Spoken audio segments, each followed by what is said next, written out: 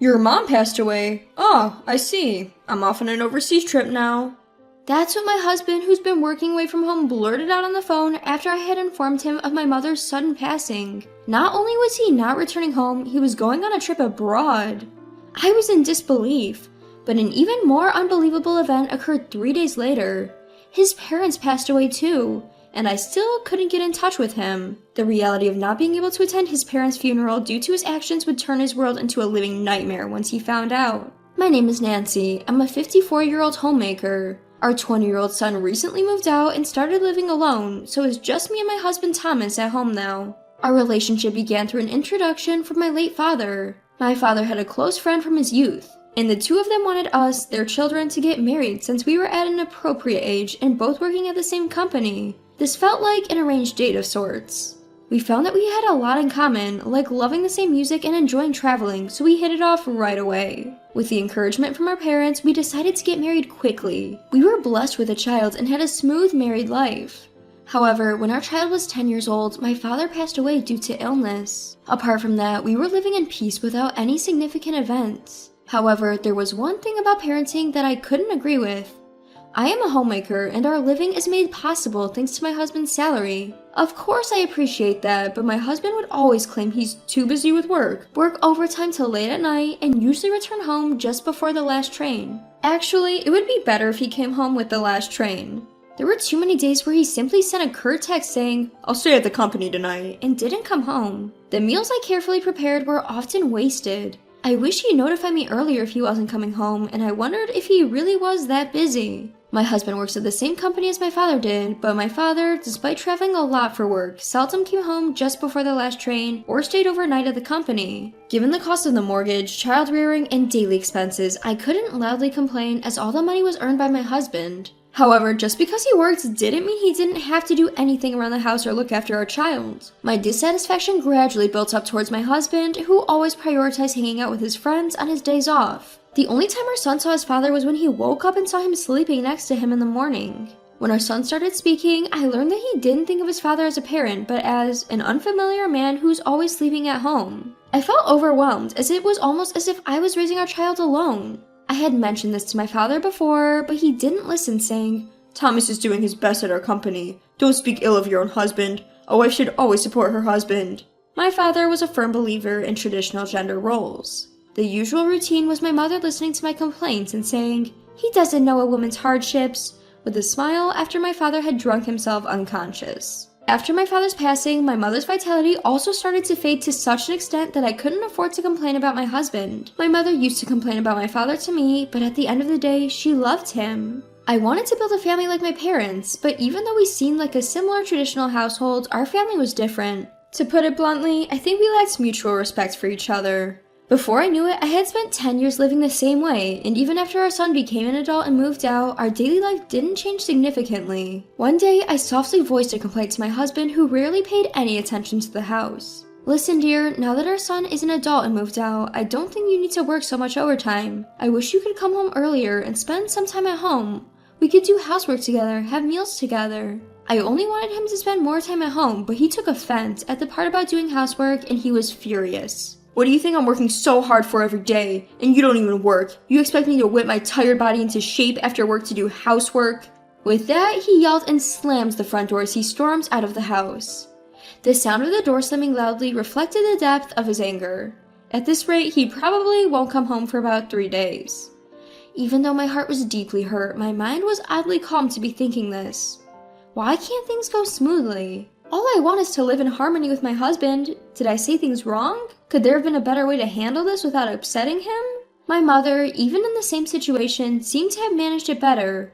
What's different between my mother and me? As I pondered this, before I knew it, tears were trickling down my face. My husband returned home 4 days later.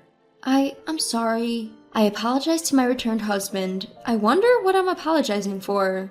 I don't think I did anything wrong, but still, I always apologized and he forgave me. This was our usual reconciliation pattern. "Yeah, whatever." Although he said that, our relationship as a couple clearly deteriorated after that.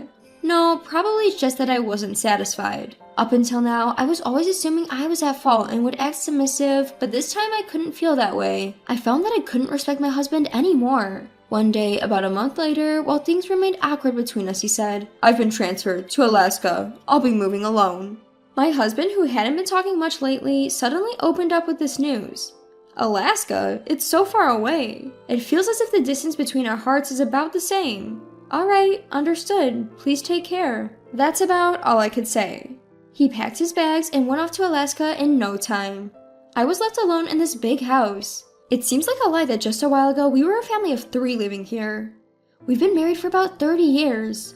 Up until now, I managed to keep going for a child, but that child is no longer with us. Recently, it seems that divorces later in life aren't so rare. I wonder if we'll become one of those cases. Just as I was contemplating this, my smartphone rang. The caller was from my mother. I thought I could use some advice on this matter. Just perfect, I picked up the smartphone. "Hello, I'm Dr. Johnson from Chicago General Hospital. Am I speaking with the daughter of the owner of the cell phone?" Hospital? A sinking feeling of dread washed over me. Yes, I'm her daughter. Is there something wrong with my mom at the hospital? Please remain calm. Your mother passed away a little while ago due to acute heart failure. We would like you to come to the hospital as soon as possible. Everything turned black before my eyes. My mom is gone? Can it be some mistake? Just last week when we spoke on the phone, she was fine. Hello? Are you still there? Hello? I'm sorry, I'm just in shock and confused. That's understandable. My condolences for your loss.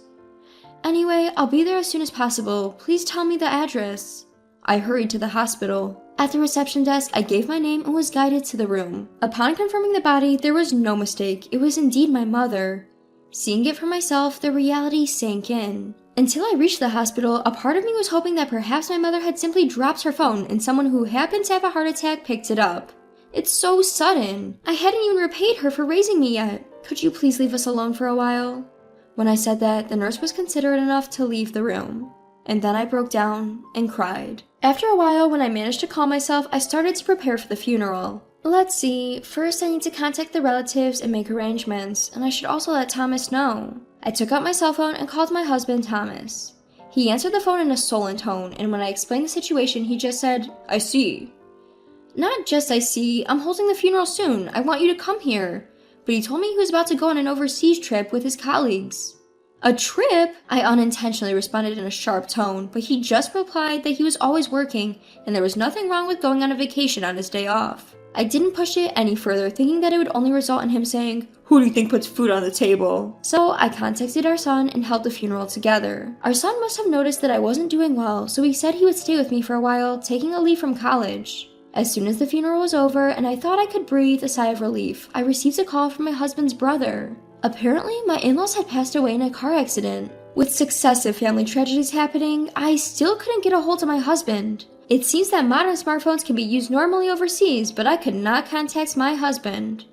According to my son, depending on the country or the settings on the phone, it might not be possible to make contact from here. So I decided to send him an email.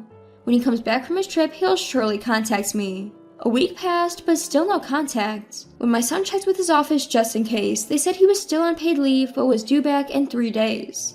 What country is he in? Hasn't he seen his email? What is he doing about his own parents? On a hunch that my husband might have taken up with his mistress, I hired a private investigator. I found out the results in just 3 days. As I suspected, he was having an affair. My husband took a woman he met on a trip to Japan as it was and let her go sightseeing. I received several photos of him happily strolling around the city with this foreign woman. It seems he's having a pretty good time in his new work assignment in Alaska. I wondered what I had been being considerate of. Was it concern for my husband who was working hard for the family? In reality, he's just a fucking bastard who goes abroad to play and has an affair. This might not be the first time. I was filled with rage, perhaps partly due to all the patience I had been practicing till now. I called my husband's office and told the receptionist I had an urgent matter that needed to be connected to him. "Hello, what's the matter? I told you not to call me at work unless it's important." "Didn't you check your email? Our parents are dead." "You mean your mom, right? You told me about it before. Are you still upset about that? I finally got some time off. Can't be helped." "No, I mean your parents. They died in a car accident." "What? Are you kidding?"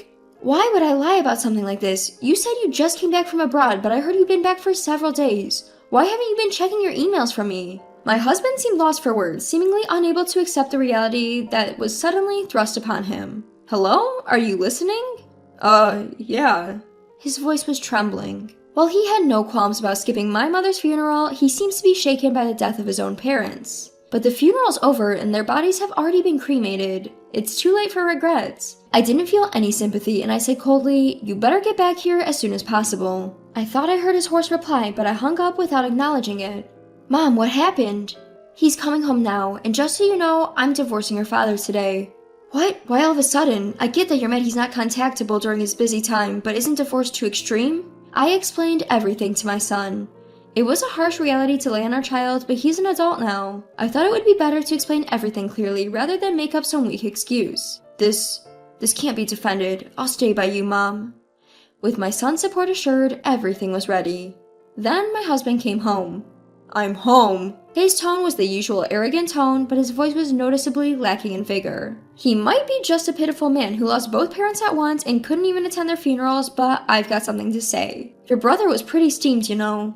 "It can't be helped. Even after returning to Japan, I was busy entertaining clients." Quite a young client, isn't she?" Saying that, I showed him the picture I'd gotten from the private investigator. Where'd you get this?" "Look at you, arm in arm and having a good time. If this is really a client, did you pick up some new tricks? It seems like this isn't your first time. Sounds like you've got women everywhere." I dropped the bombshell. The effect was immediate. "So I was busted."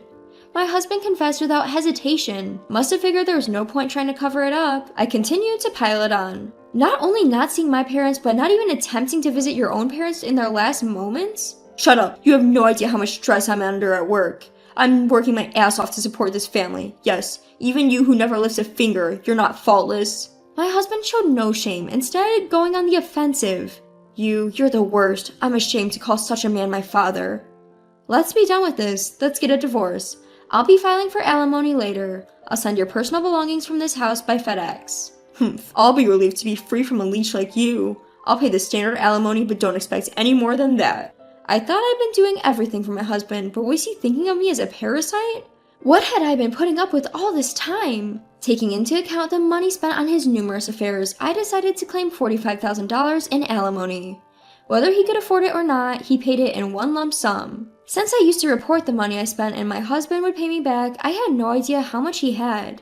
However, due to the fact that he had been finding mistresses abroad, bringing them back to Japan, and partying around, and couldn't even attend his own parents' funerals, word spread throughout the company, forcing him to resign. He was in a decent position at the company, so he probably thought highly of himself. In reality, he got into the company through his parents' connections, and my husband, who didn't have any special skills, ended up having to settle for part-time work when he couldn't find another job. According to my brother-in-law, losing his family and job all at once, and now having lost his parents as well, and not even being able to say goodbye to them, seemed to be driving my husband to the edge. He can't sleep unless he takes sleeping pills and is reportedly seeing a psychiatrist. I didn't feel any sympathy at all. My son, who had said he'd stay with me for a while, returned to our family home, worried about my physical and mental exhaustion from the divorce turmoil. I think I'll live modestly with my son. Thinking about the future, I should have saved the alimony, but I really wanted a change of pace, so I decided to go on my first overseas trip with my son. After that, I think I'll start working part-time. The more I think about challenging something new, the more excited I get. My life is just beginning.